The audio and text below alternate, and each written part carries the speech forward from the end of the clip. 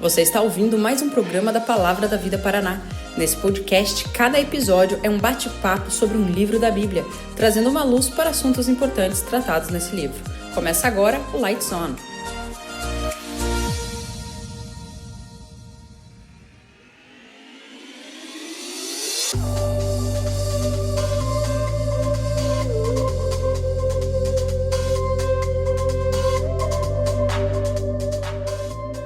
É isso aí, galera, muito bem-vindo ao nosso Lights On. Com vocês aqui hoje estou eu, Thiago Braga, aqui do Palavra da Vida Norte. Você tá acostumado aí com o Vercelino, com a família Vercelino.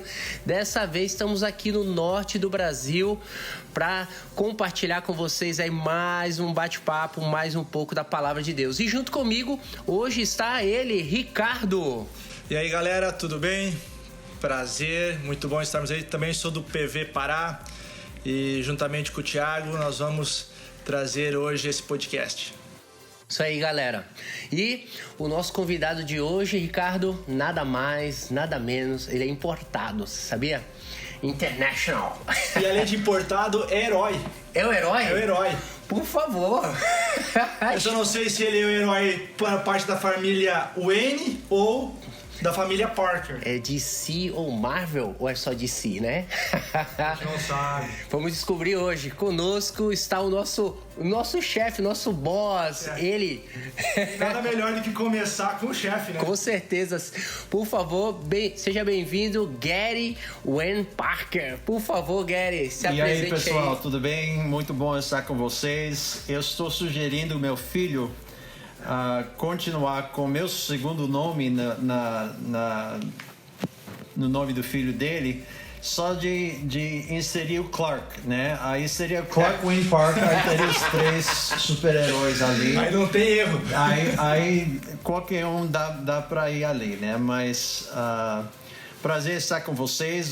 Falando em super-herói, nós vamos estar hoje conversando, né, sobre a Palavra de Deus e um livro que está cheio de super-heróis, né? Então vai ser bem legal a nossa conversa hoje.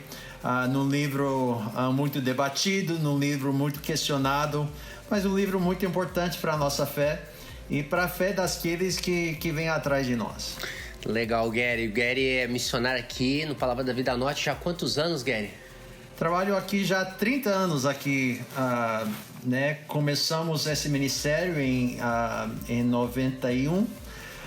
Chegamos aqui em 91 e então agora em julho nós celebramos 30 anos de ministério aqui no PV Pará. Tem sido um privilégio estar aqui desde o início, ver o que Deus tem feito aqui no meio desse povo, no meio desse ministério tão abençoado. Então, um prazer poder estar com vocês hoje. Por favor, Gary, o que poderíamos dizer desse livro, dessa carta? Você nos ajude de Apocalipse hoje com essa galera aqui. Então, o livro de Apocalipse, né, é um livro fácil a gente entender, um livro que é claro, tranquilo facílimo de interpretar, né? Bem, no fim, né, Gary? O pessoal diz que no final tudo vai dar certo. É o último livro, tem que dar certo, né? Tem que dar. Se você vai para o final da Bíblia, deu tudo certo, né? Mas é um livro que tem muito mistério, é um livro muito discutido, é um livro muito debatido. A gente vê várias tendências aqui dentro desse livro, mas talvez uma das tendências maior do livro é simplesmente ignorar o livro. Dizer, há tanta confusão nesse livro que eu não vou conseguir entender, então nem vou tentar. Eu acho que esse é um erro fatal. Que é um livro muito importante para a igreja, é muito importante para nós, é muito importante para a nossa fé. Então nós precisamos entender que é um livro que Deus inspirou para nós. Então, quando a gente começa a falar sobre o propósito do livro, né, o livro é escrito pelo apóstolo João. É o último livro escrito das Escrituras. Ele foi escrito mais ou menos 96 depois de Cristo, enquanto João está no exílio. Ele né, foi preso, ele foi colocado na ilha de Patmos e ali ele está em exílio pelo governo romano. E durante esse tempo que ele está lá, ele então recebe essas visões, recebe essa revelação, que ele então escreve o livro de Apocalipse que nós temos aqui. O nome Apocalipse, ele quer dizer revelação. Exatamente. Apocalipse em inglês, o último livro da Bíblia é chamado Revelation, ou Revelação. Né? Então, Apocalipse, né, quer dizer para o final, mas são realmente revelações ao respeito do final. E realmente a primeira palavra no livro é justamente revelação. A revelação de Jesus Cristo, que Deus lhe deu para mostrar aos seus servos as coisas que em breve devem acontecer e que, enviando por intermédio do seu anjo, notificou ao seu servo João. Então, é uma revelação. É uma revelação de quem? Quem está sendo revelado aqui? A revelação de Jesus Cristo.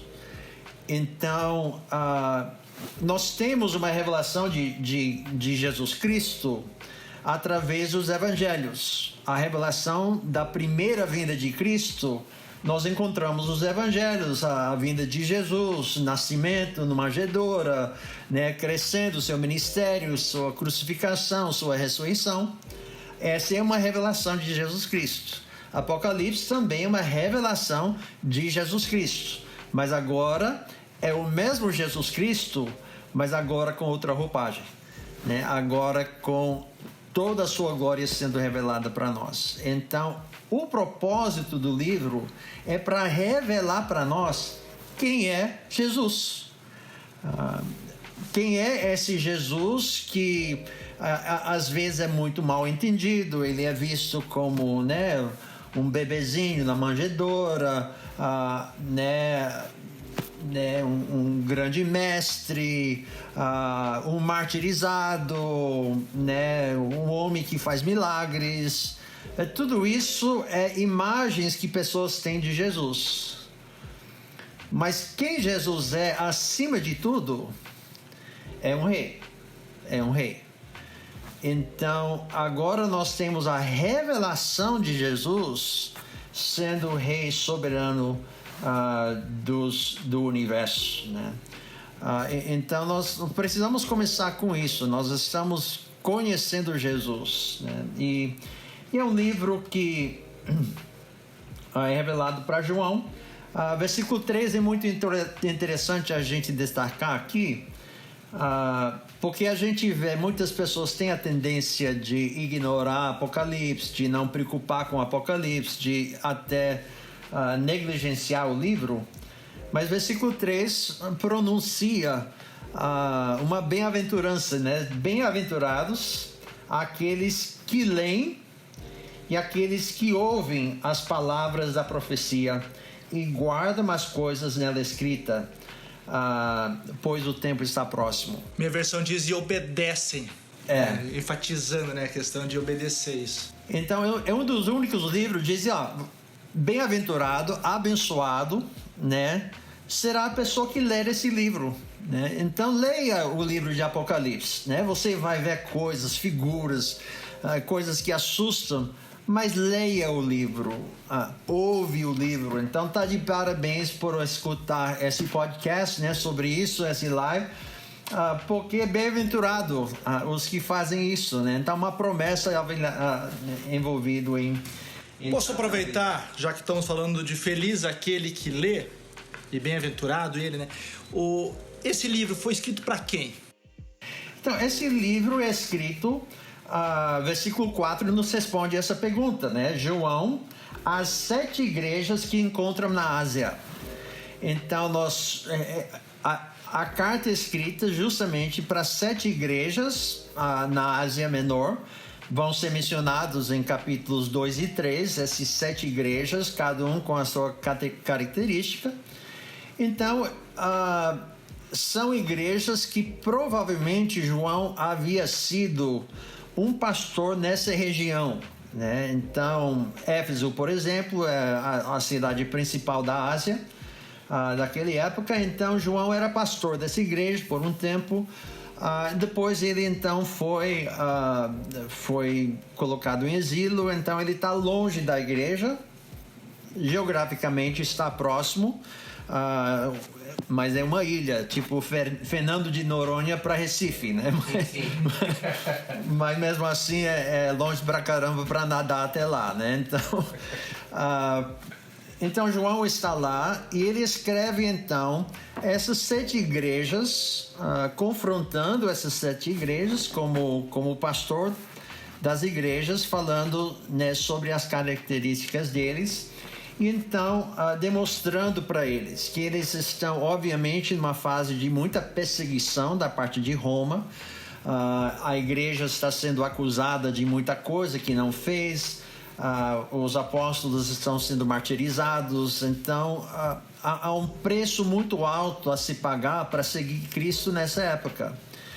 E então há muitas falsas doutrinas entrando também na igreja. Então, pela perseguição, pelas falsas doutrinas, há pessoas perguntando: vale a pena seguir Cristo com tudo isso?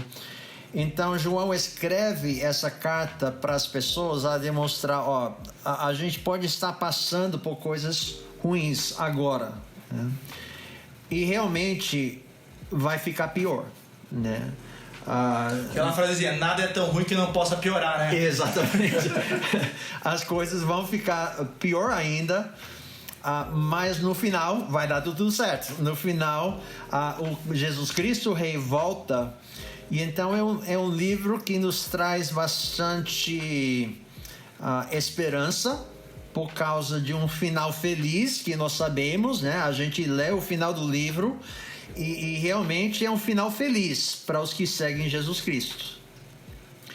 Mas é um livro também muito realista para demonstrar que enquanto estamos aqui, enquanto vivemos nessa terra atual, os seguidores de Jesus vão sofrer, vai ter dificuldades, haverá julgamentos e problemas aqui que nós vamos enfrentar.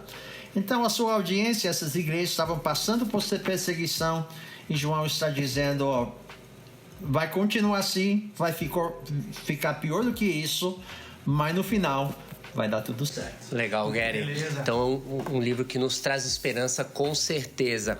Gary, olha só, se você pudesse, é claro que a gente não consegue dividir perfeitamente, mas uma sugestão aí de divisão desse livro, né? Como você poderia panoramizar ele, dividir ele, e depois nós vamos tentar entrar em cada divisão dessa aí, Gary.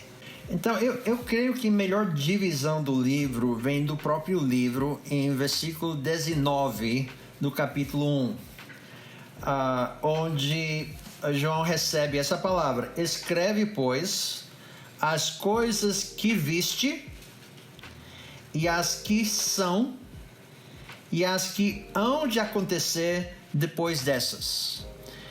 Então, João escreve o que ele viu. Então, ele termina capítulo 1 descrevendo a visão que ele tem de Jesus Cristo no céu, que é capítulo 1. As coisas que são as cartas para as igrejas, e as que hão de acontecer depois dessas coisas é sobre as coisas para o futuro, né? Então eu gosto de dividir o livro basicamente assim, capítulo 1 sendo uma introdução, demonstrando a glória que Cristo tem, e aí capítulos 2 e 3, né, as igrejas que Cristo exortou. E então o principal divisão do livro, capítulo 4 a 22, é o futuro que Cristo revelou.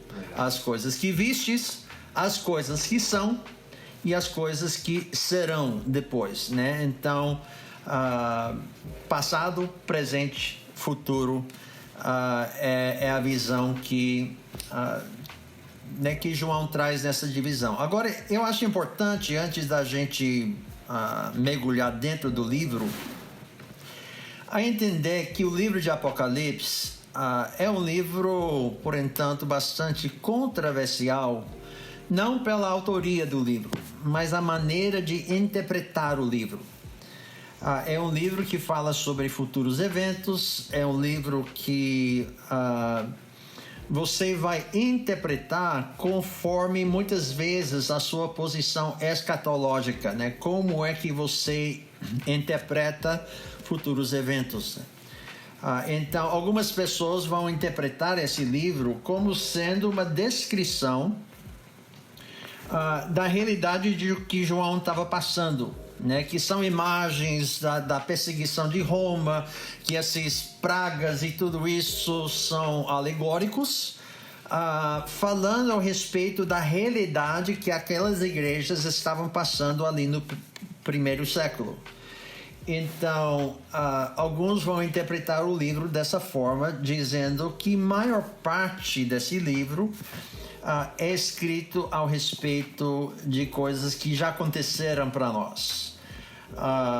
Que a vinda de Cristo, que é descrito no final, e tudo isso é a primeira vinda. E então que esse livro é principalmente histórico, né? Outros vão dizer que o que é escrito nesse livro é chamado a forma idealista para interpretar esse livro, que quer dizer que o livro não quer predizer futuros eventos especificamente, mas que o livro relata a luta entre o bom e o mal que ocorre ao longo de toda a história da igreja. Os heróis e os bandidos. Exatamente, né? É o Marvel, né? Aqui dentro do livro, que vai constantemente sendo assim. Então há uma luta entre o bom e o mal ao longo de toda a história. A maneira que nós interpretamos esse livro, quando eu falo nós, eu falo eu e na posição oficial da Palavra da Vida. Eu também, Gary, eu também. Ok, estamos juntos? Com certeza, estamos juntos aqui. É uma visão que a gente chama o futurista, onde nós entendemos que capítulos 1 e 3, basicamente, são escritos sobre igrejas históricos. Sim. Presentes ali na época de João, mas que versículos 4 a 22 são visões que João tem ao respeito de eventos que ainda são do futuro para nós. Capítulos, né, Gary? Capítulos 4 a 22. Eu falei versículos, né? Então, mas capítulos 4 a 22 são principalmente descrições do futuro, né? Agora, eu não quero criticar. Eu escutei recentemente uma série de pregações de Apocalipse baseado numa posição mais idealista e fui muito edificado pelas pregações. E uma coisa que eu gosto de falar ao respeito da batalha que nós enfrentamos como cristãos é que constantemente Satanás está tentando encrencar com o projeto e o plano de Deus. Desde Éden até os novos céus e nova terra, Satanás está constantemente procurando encrencar com o plano de Deus. E Satanás não é nada criativo. Ele sempre usa as mesmas táticas, vez após vez, após vez, após vez. Ele vem para matar, ele vem para roubar e ele vem para destruir e para enganar, né? Então, a gente vê ele constantemente tentando matar pessoas, ele constantemente mentindo para pessoas, enganando pessoas. Então, a luta que a gente vê entre o bem e o mal em Apocalipse são realidades que nós podemos experimentar no dia de hoje, que a igreja naquela época experimentou.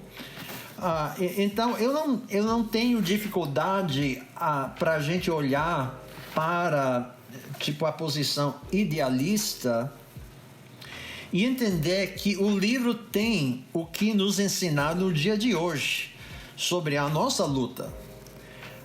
O problema que eu tenho é quando nós falamos, então, é só isso. Porque eu creio que, de fato, os eventos específicos revelados aqui ainda estão por vir. Que vão haver culminações dessas revelações, onde esses eventos preditos de fato vão acontecer de uma forma que nunca aconteceram em toda a história. Então eu sigo a visão futurista de capítulos 4 a 22, histórico, dos capítulos 1 a 3. Legal, Gary. E é bom você ressaltar isso, né? Porque a nossa ideia não é ficar... brigar, né, por isso, mas a ideia é sempre a gente estar aprendendo, dialogando, né, e entendendo o posicionamento e a maneira como outros estão. De fato, nós temos várias posições ao respeito de futuros eventos, igrejas têm maneiras diferentes de interpretar isso, tem várias posições, mas são posições de coisas secundárias, né? Então, pessoas que têm uma maneira diferente de ver Apocalipse, amam o Senhor, né, vão estar conosco para todo sempre no céu. Nós somos irmãos em Cristo. Uma coisa é certa, estaremos juntos lá. Estaremos juntos lá, né? Quando a gente vai, como a gente vai, há vários debates sobre isso. Não é o nosso caso entrar nesses debates, mas é importante entender que existem outras posições, outras maneiras de interpretar esse livro, que vão ser influenciados pela essa visão ao respeito dos futuros eventos de profecia. Então, a nossa visão é essa. É importante a gente colocar isso na mesa para todo mundo saber. Mas se você interpreta de uma forma diferente, se você tem uma posição diferente, escatológica, você é o nosso irmão em Cristo, amamos você, vamos passar toda a eternidade juntos, celebrando o nosso Rei. Então, não é um caso para dividir a igreja, para a igreja brigar sobre isso. Nós somos unidos em Cristo Jesus. Todos nós concordamos que Cristo veio, que Cristo morreu, que Cristo ressuscitou e que Cristo está voltando. Como e quando Ele vai voltar, o que tem ao redor disso, há debates. Mas o que nós temos certeza é que se somos em Cristo, nós vamos estar juntos para toda a eternidade. E esse é o mais importante. Legal, Gary. Como é que a gente entra então agora, Gary? Nos conduz aí nas divisões dentro do livro? O capítulo 1, né, nos relata ao respeito da glória que Cristo tem. Então, o que nós precisamos entender é que é uma revelação de Jesus. Então, quem é esse Jesus? Versículo 5 do capítulo 1 nos fala ao respeito dessa primeira divisão. Ele diz, a parte de Jesus Cristo. Quem é Jesus Cristo? Ele é fiel testemunho, o primogênito dos mortos, o soberano dos reis da terra. Então nós entendemos, tem várias coisas aqui ao respeito de Jesus que está sendo revelado, né? Ele é fiel testemunha, ele é a pessoa que vai falar para nós a verdade, ele é a pessoa que tem autoridade, ele também é o primogênito dos mortos, o primeiro a nascer da morte. Então, né, várias pessoas ressuscitaram antes de Jesus, né? No Antigo Testamento a gente tem histórias do próprio Jesus, Lázaro, outras pessoas. Mas essas pessoas depois morreram, né? Exato. Mas Jesus Cristo é o primogênito dos mortos, ele que ressuscitou da morte para nunca mais ressuscitar. Mas o primogênito é o primeiro a ressuscitar, né? Sim. Se tem o primeiro, então quem vai ser o segundo? Somos nós, né? Ou seja, o que aconteceu com Jesus, ele ressuscitou da morte, então nós também vamos ressuscitar, nós que estamos nele. E ele então é o soberano dos reis. Então nós temos reis aqui na terra? né? Mas qualquer autoridade aqui na terra tem um soberano. E esse soberano é Jesus Cristo. Esse é o Cristo que está sendo revelado para nós, né? Agora, o interessante é que o versículo 5 continua aqui. Esse soberano, esse primogênito entre os mortos, ele faz o quê? O que é que Cristo faz, né? Ele nos ama.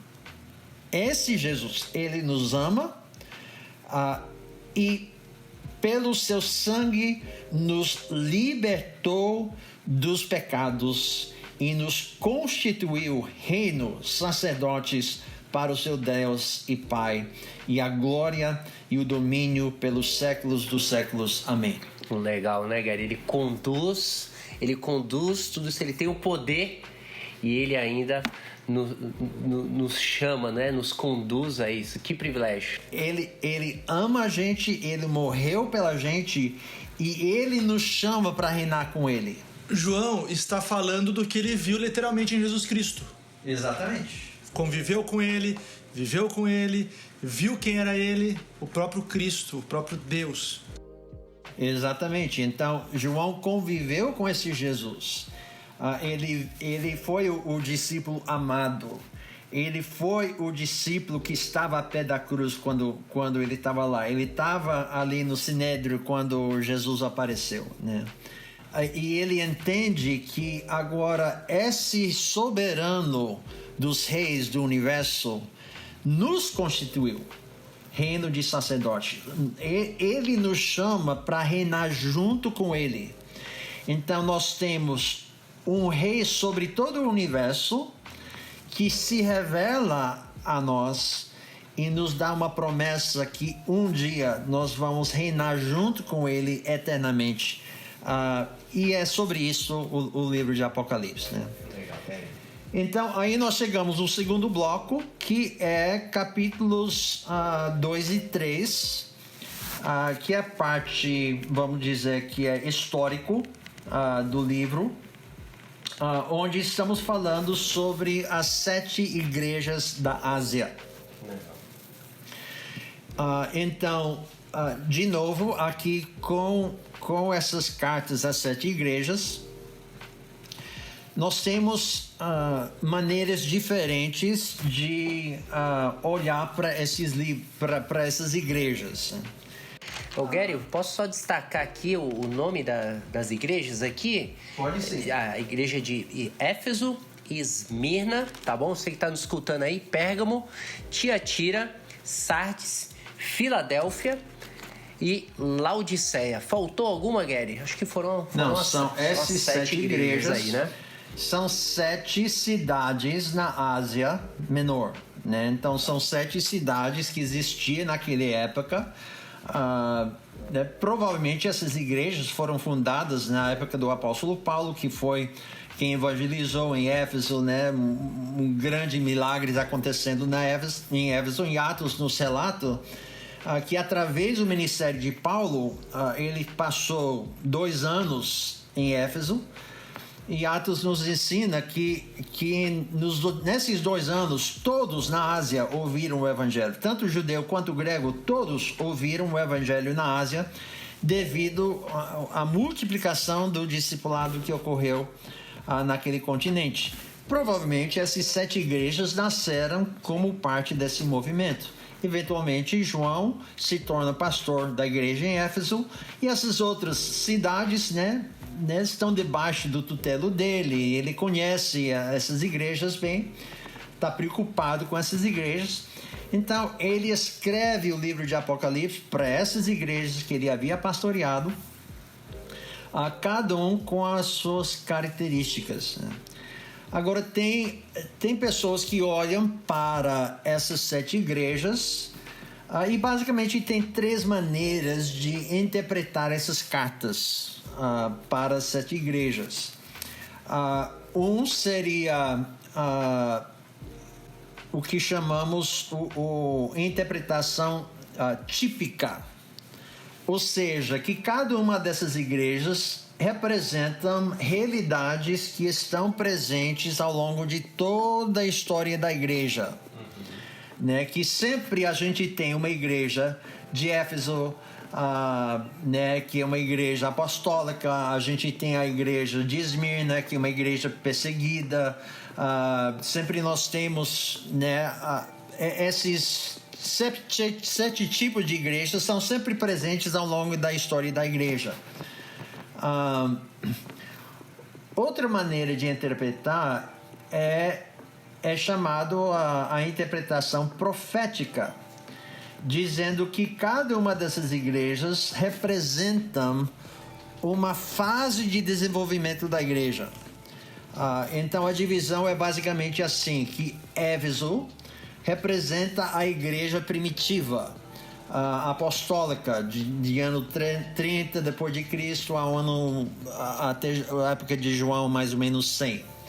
A Esmirna é de ano 100 a ano 300, que é a igreja perseguida. E aí, em ano 300, Roma reconhece a igreja. Então, Pérgamo é a igreja reconhecida. Tiatira é, então, a época da igreja católica, né? Sardes, a igreja reformada de 1400 a 1700. Filadélfia, a igreja missionária de 1700 a 1900, né? Avanço missionário ao redor das nações. E a Laodiceia é a igreja apóstata, que é a igreja atual, né? Que vai então ir pela frente, né? É uma maneira de interpretar esses livros. Estaríamos a ponto de ser vomitados. Então essa é a ideia que cada igreja representa uma progressão ao longo ali. Isso aí dentro dessa interpretação, né? Então... De uma delas.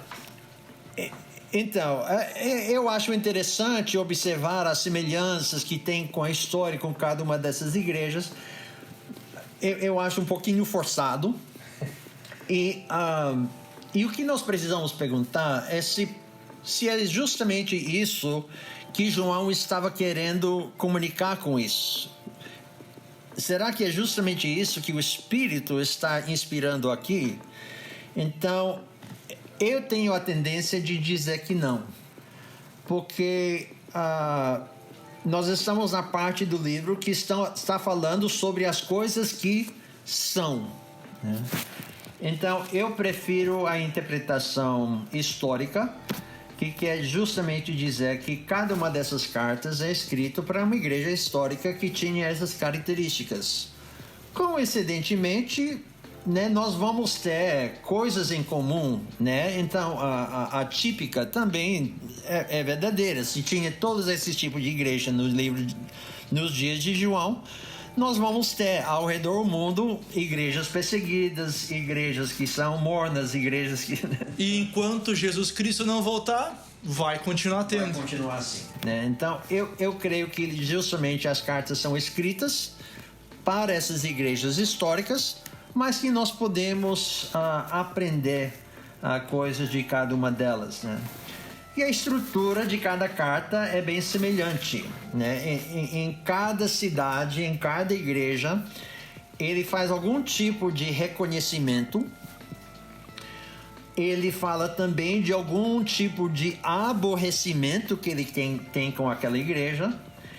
Ele então dá um mandamento para aquela igreja, e então ele termina a carta com o aconselhamento, né? Então são 4 movimentos que tem em cada uma das 4 igrejas, quase, né? Em alguns eles não têm reconhecimento, em outros não têm aborrecimento. Sim. Mas sempre tem algum tipo de mandamento, algum tipo de conselho que ele dá para ele, né? Então ele reconhece, você faz isso bem, mas você está pisando na bola aqui, né? Então, o meu mandamento é você fazer isso, e o meu conselho para você é você então a ter esse cuidado e fazer dessa forma. Então você pode, né, ler as cartas e perceber essa estrutura dentro dessas cartas. Eu acho que não cabe a nós ir por cada igreja aqui, senão vai ficar muito extenso a nossa conversa aqui, né? Mas com certeza, né? O Senhor ele tem esse cuidado, mostra o amor dele, né? E quanto ele conduz e quer que o seu povo ande de acordo com a vontade dele. Muito precioso, Gary. agora estamos chegando no último bloco e o bloco principal do livro, que é o futuro que Cristo revelou. Então, a partir do capítulo 4, nós estamos vendo coisas que acontecem no futuro. Então, eu faço uma divisão aqui. Capítulos 4 e 5 relata uma preparação que está acontecendo no céu. João é chamado para o céu. João começa a descrever o que ele vê no céu ali. A glória do Senhor, literalmente. Exatamente. João está recebendo essa visão e vendo imagens que ele né, talvez sonhava com isso, mas Deus revela a glória, abre uma janela para João aqui. Então João é chamado para o céu, ele tem essa visão do que está acontecendo no céu. Aí capítulos 6 a 18 nos fala sobre julgamentos durante a tribulação que ocorre aqui na terra. E aí nós temos, né, um período de tribulação. Nós cremos que isso é um período de 7 anos, correlacionando já com o livro de Daniel, onde, né, há 70 semanas e falta uma semana, que cada semana é um ano. Então são 7 anos de tribulação que esperamos acontecer aqui na Terra. Gary, só um momento. Gary, o Apocalipse está relacionado com outros livros, né? Exatamente. Ele não está isolado ali, né? Mas temos aí Daniel, como você citou. Que outros livros nós teríamos pontos bem significativos aqui, Gary, para destacar? Então Daniel seria o livro principal. Para você entender muitas imagens e figuras que você vê em Apocalipse já foram vistas no livro de Daniel, né? Mas para você entender tudo, né, do Apocalipse, você tem que entender bastante do Antigo Testamento. Legal. Daniel é um livro-chave, Isaías é um livro-chave, Gênesis também é um livro-chave. Começa logo no início, tá falando do que vai acontecer no final. Exatamente. Então a gente tem que interpretar Apocalipse à luz de Gênesis, Daniel, Isaías, os outros profetas e também os evangelhos, os ensinamentos de Jesus ao respeito dos final dos tempos. Então Jesus constantemente alertava os seus discípulos, né?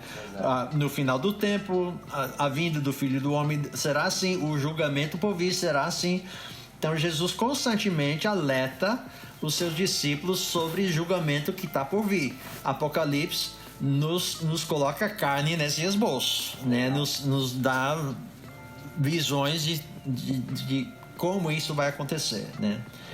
Então, bem antes da volta de Jesus, o que eu prefiro chamar a revelação de Jesus, nós temos uma descrição da tribulação, tá? Capítulos 6 a 18. Agora, algo importante aqui, especialmente em capítulos 6 a 18, a entender que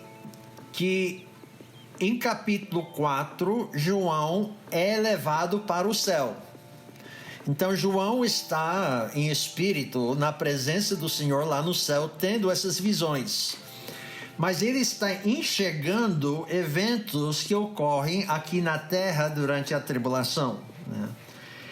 Então, tem horas nesses capítulos que João relata o que está ocorrendo lá em cima, né? Tem hora que ele escreve o que está acontecendo aqui embaixo. Então, há universos paralelos, né? A visão celestial e a visão terrestre. Então, tem capítulos que João abre, tipo uma lacuna na narrativa, e ele está falando sobre pragas, né? Essa praga aqui, né? Esse julgamento aqui acontecendo. De repente ele diz: então eu vi diante do trono grandes vozes, e começa a descrever anjos e livros e um monte de coisas. Então João abre um parênteses da narrativa sobre a profecia do que vai acontecer aqui na terra para descrever. Enquanto isso, É isso que está correndo no céu. Enquanto isso na terra, enquanto isso no céu, né? Tudo acontecendo. Então você não pode ler capítulos 6 a 18 e achar que é uma cronologia exata, né? Capítulo 12, por exemplo, volta para a criação, para a queda de Satanás, para o nascimento de Jesus, né? Então, João recebe uma visão lá no céu dessa narrativa toda, né? Então, nós temos uns flashbacks, né? uns retratos para trás que é composto aqui. E aí, capítulos 19 a 20... eles falam sobre a revelação de Cristo na terra, onde nós temos a volta de Cristo para a terra, o reino de Cristo aqui nessa terra. E então o livro termina em capítulos 21 e 22, descrevendo o novo céu e nova terra, né? A glorificação de Cristo no céu para todo sempre. Então essa é a divisão desse último bloco em termos gerais, né? Aí nós podemos voltar e entrar em detalhes sobre isso se quiser, mas esse último bloco é dividido assim, né? João sobe para o céu, vê a glória ali, aí relata os julgamentos aqui na terra. Aí nós temos a volta de Cristo em capítulos 19 e 20, o reino de Cristo em Apocalipse 20. E então a glorificação no céu, onde nós temos novo céu e nova terra para toda a eternidade. Legal, Gary. Eu tô aqui me coçando para fazer algumas perguntinhas, Gary. Ok, vamos lá. Vamos lá, né? Você falou aqui de ressurreição, primeiro, né? Gary, você tem uma ideia de como será o nosso corpo lá? Nós teremos no céu, nós teremos fome, teremos sede. Como que vai ser? A gente vai voar, a gente vai caminhar, a gente vai correr. Gary, você tem alguma ideia aí para passar pra gente de como será o nosso corpo? Então, quando nós falamos sobre o céu, Apocalipse fala bastante para nós sobre o céu. Então, se a gente vai falar sobre o céu, nós precisamos falar sobre o céu de duas formas, né? Nós temos o céu atual, ou seja, alguém morre hoje e ele vai para o céu, né? Então vai para a presença do Senhor. Então o livro de Apocalipse nos fala, é o livro que mais nos relata, que mais nos demonstra a realidade do que eu gosto de chamar o céu atual. Para onde é que minha mãe está, que já é falecida, né? Onde é que os seus entes queridos estão, que estão em Cristo? Como é o céu atual? O livro de Apocalipse nos fala sobre isso, né? Mas o final do livro fala para nós sobre o céu futuro, né? O céu eterno, que vai ser diferente do céu atual, né? O céu atual não é o permanente. Ainda a novidade pela frente.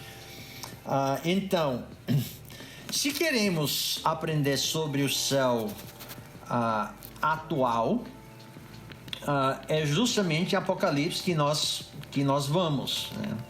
Então, ele começa capítulos 4, capítulo 5, falando sobre essa visão quando ele chega no céu. E aí, em capítulo 6, ele começa a falar sobre a tribulação aqui na terra, né?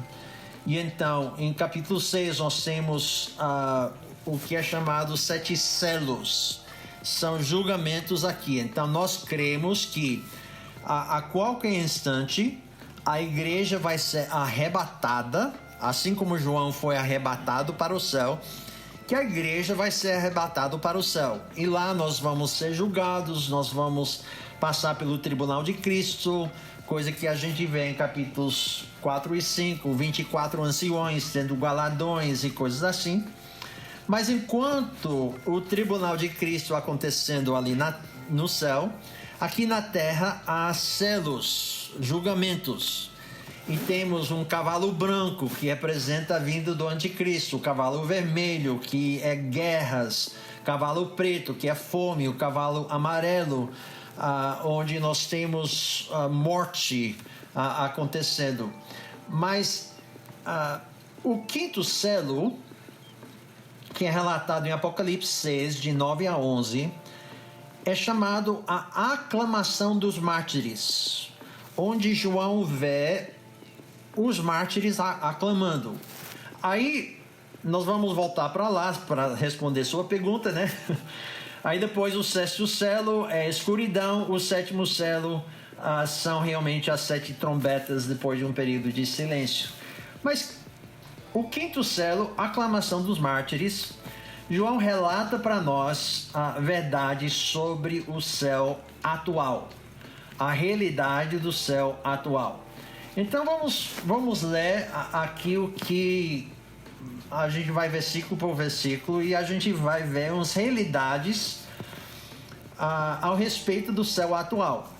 Então, versículo 9 de Apocalipse 6 diz o seguinte: quando ele abriu o quinto selo, vi debaixo do altar as almas daqueles que tinham sido mortos por causa da palavra de Deus e por causa do testemunho que sustentavam. Então aqui nós temos crentes que estão na tribulação sendo martirizados pelo anticristo. E aí João está tendo uma visão deles aqui. Então nós temos várias implicações aqui, né?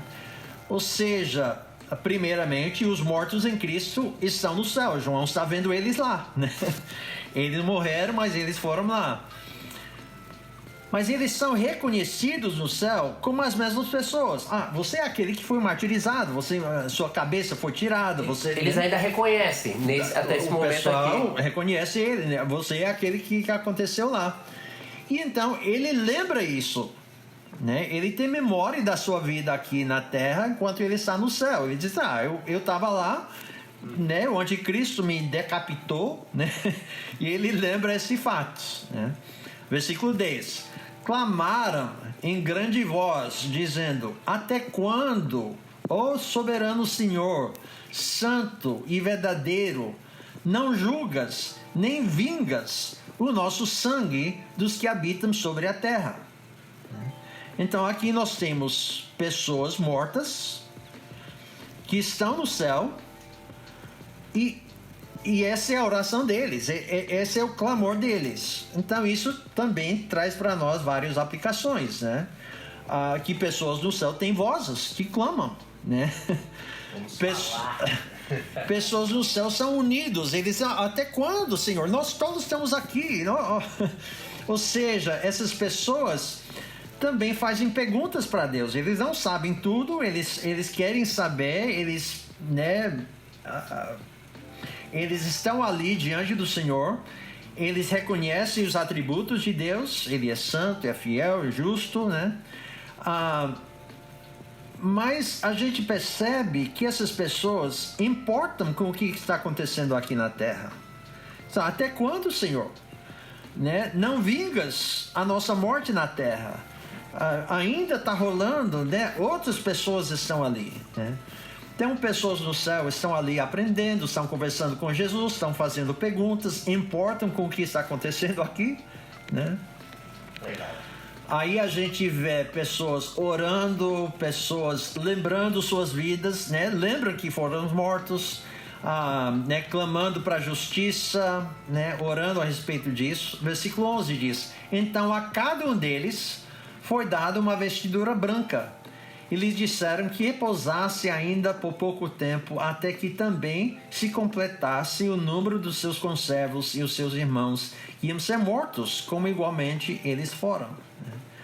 Então a gente vê que essas pessoas são indivíduos, cada um recebeu uma vestidura branca, tem corpos físicos, porque vão vestir uma vestidura branca, né? Essas pessoas ouvem a voz de Deus, e essas pessoas anseiam a revelação de Deus.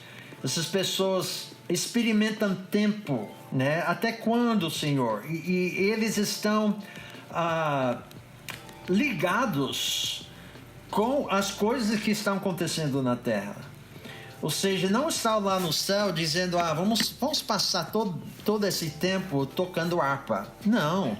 Eles continuam na batalha. Eles continuam orando, rogando ao Senhor, participando. E eu creio que oram por nós, né? Intercedem por nós ao Senhor, porque entendem a luta que nós estamos passando.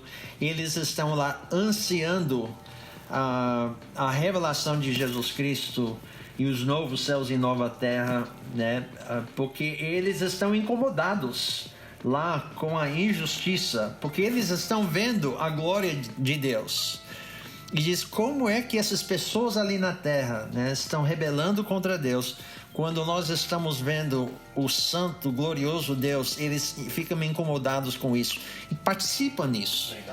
Então, não estão ali apenas tocando harpas, têm corpos, clamam, oram, participam, fazem parte da batalha ainda.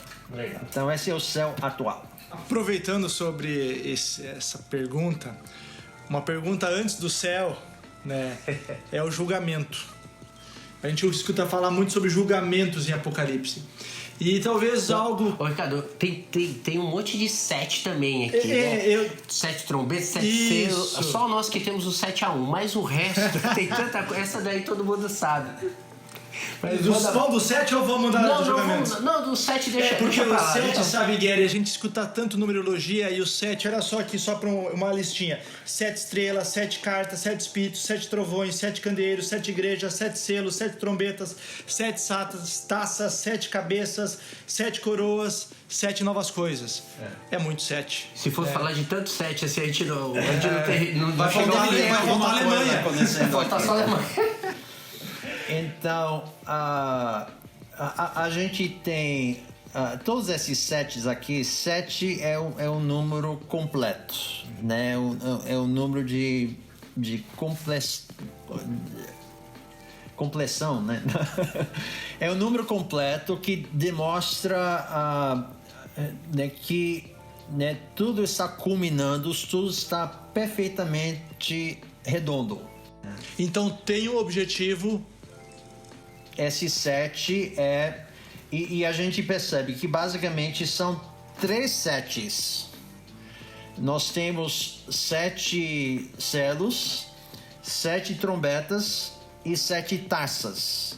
São 3 sets de julgamento. Então é um julgamento perfeito. Legal. É um julgamento completo. É um julgamento inteiro. Então temos uma série de 3 julgamentos de 7. Então o 7 é o número de perfeição, é o número completo. Agora, falando em número também, nós temos um outro número que é também famoso em Apocalipse. O famoso 666, né? Eu achei que tu ia falar do 144. Não. Eu vou estar lá no meio, viu? Então, o outro número de 666, você percebe, nós temos 3 sets, né? 777, que é o julgamento, né, de Cristo aqui na Terra. E nós temos a marca da besta, que é 666. São 3 6. Então nós entendemos que tudo que Deus quer fazer, tudo que Deus faz, e a gente vê muito no livro de Apocalipse, Satanás procurando falsificar o genuíno, o verdadeiro. Então nós podemos encontrar em Apocalipse uma falsa trindade. Nós temos o Satanás, o dragão, nós temos o anticristo e nós temos o falso profeta. Nós temos Deus Pai, Deus Filho, Deus Espírito Santo. Mas em Apocalipse nós temos Satanás, temos anticristo, temos falso profeta. É uma trindade maligna, né? Então Satanás está constantemente procurando adulterar, imitar, chegar o mais próximo possível do que ele pode. Mas Deus, Cristo, é 777. O anticristo, Satanás, é 666. Ou seja, falta um. Ou seja, ele tenta chegar próximo, mas ele não é 7. Então, essa numerologia é interessante, né, perceber dentro de Apocalipse, né? Então, são esses julgamentos. E então, a sua pergunta sobre julgamento. Julgamento, na verdade, a gente escuta muito, sabe, Gary, e vários posicionamentos diferentes sobre o julgamento, sobre quando é que vai ser, como vai ser. Mas algo que eu lembro da minha infância, falando, né, que no fim dos tempos ia ter um telão, né, onde todos o que você fez na sua vida ia ser passado lá, nesse tempo de julgamento. Tu pode explicar um pouquinho mais sobre isso, Gary? Vai ser assim? Não é bem assim? O negócio vai ficar feio. Porque eu tô com um pouquinho de medo já do que vai ser passado lá. Então, nós temos vários julgamentos que são falados em Apocalipse, né? O primeiro, do que você está se referindo, nós chamamos o Tribunal de Cristo, né? Então, o Tribunal de Cristo, ele não é relatado tanto em Apocalipse, a não ser em capítulos 4 e 5, onde João sobe para o céu e ali ele vê os 24 anciões depositando as suas coroas aos pés de Jesus, né? Que eu creio que é resultado do Tribunal de Cristo. Eles recebem galardões. Se vocês querem estudar mais sobre o Tribunal de Cristo, 1 Coríntios capítulo 3 e capítulo 4 nos fala bastante sobre esse Tribunal de Cristo. E eu creio que é real, sim, que os crentes vão sim prestar contas diante de Deus por aquilo que eles fizeram nesse corpo. As suas obras serão provadas e nós vamos ou receber galardão, que nós vamos depositar aos pés de Jesus como ato de adoração, ou nós vamos sofrer dano. Crentes, se você está no Tribunal de Cristo, é porque você já é crente. Todo mundo que está no Tribunal de Cristo é crente. Ninguém vai passar pelo Tribunal de Cristo e então vai ser julgado no inferno, né? O Tribunal de Cristo é para o crente, para determinar os nossos galardões, né? Quais serão as nossas responsabilidades, capacidades durante a eternidade, durante o reino milenar e coisas dessa natureza. Agora, nós temos essa série de julgamentos que ocorrem na terra. Selos, trombetas e taças, que são julgamentos fortes que ocorrem aqui na terra, mas esses não são julgamentos né, diante de Deus, né? Aí outro julgamento que nós temos já para o final, agora em Apocalipse 20 e 21, nós temos o que é chamado o grande trono branco. Então esse sim é o julgamento final, onde os mortos não salvos de todos os tempos terão que comparecer diante do trono de Deus, e serão separados aqueles que estão seguindo Jesus durante o reino milenar, pessoas que estão fiéis, né? Pessoas que potencialmente morreram durante o reino milenar, vão comparecer diante desse trono branco junto com os ímpios de todos os tempos. E esses ímpios então serão jogados no lago de fogo, e os crentes em Cristo Jesus, os que confiaram no Senhor Jesus, entrarão na nova terra, onde passaremos toda a eternidade junto. Então esses são os dois julgamentos principais. O Tribunal de Cristo é para os crentes, para determinar galardões, e o trono branco, que é principalmente um julgamento de condenação daqueles que rejeitaram Cristo durante toda a história do mundo. Pô, Gary, muito obrigado. Olha, bem esclarecedor esse tempo aqui. E você que está nos acompanhando aí, né? Eu ia pedir pro Gary encerrar. Gary, podemos... Eu ouvindo e né, a gente lendo, acompanhando Apocalipse, meu coração fica esperançoso, né? Promove em mim esperança, né? No meu coração. Acho o Lavarda, né? Ricardo também. Com certeza.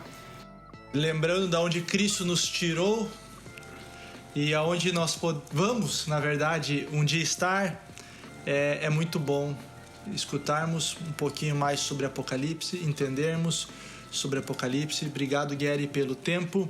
Acredito que nós poderíamos fazer mais 1, 2, 3, 4, 5, dividir por assuntos cada podcast, né? E termos um tempo de 1 hora por cada assunto de Apocalipse, porque tem muito conteúdo, né, Gary, para ser passado e ensinado sobre esse livro. Você que está nos ouvindo, não deixe de estudar a palavra de Deus, não deixe de se aprofundar mais. Isso é apenas uma pincelada de toda a profundidade que tem em Apocalipse e em toda a palavra de Deus.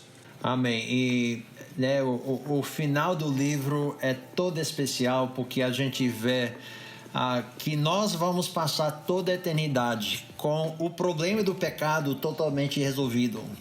Não haverá pecado, não haverá morte, e nós vamos estar reinando junto com Cristo. Cristo é rei e nós vamos reinar junto com ele para toda a eternidade na nova terra. Onde vai ser aventuras, onde vai ter, né, o céu futuro. Açaí todo dia. É um céu glorioso que realmente excede a nossa capacidade de poder imaginar ou descrever. Mas é importante a gente lembrar que só vai para esse futuro céu glorioso os que creem no Senhor Jesus Cristo. Os que creem no Cordeiro que foi morto, que ressuscitou, confiam na morte de Cristo e não nas suas obras, e então adorarão na presença de Deus para toda a eternidade, desfrutando de toda essa glória descrito no final do livro. Boa leitura para vocês, se dedicam a estudar e entender esse livro, e eu espero que sim, isso gera esperança para o futuro, mas também a dedicação no presente para viver uma vida de santidade, de piedade, enquanto a gente espera a volta do nosso glorioso Rei. Deus abençoe vocês e que nós todos possamos ser cada vez mais conforme a imagem de Cristo Jesus, porque nós vamos passar toda a eternidade assim. Parecido com Cristo, vivendo na presença de Cristo. Amém. Amém. Obrigado, Gary. Galera, vamos encerrando por aqui.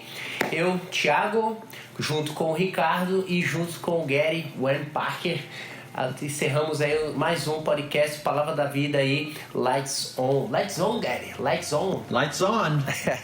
Galera, um abraço. Que Deus abençoe.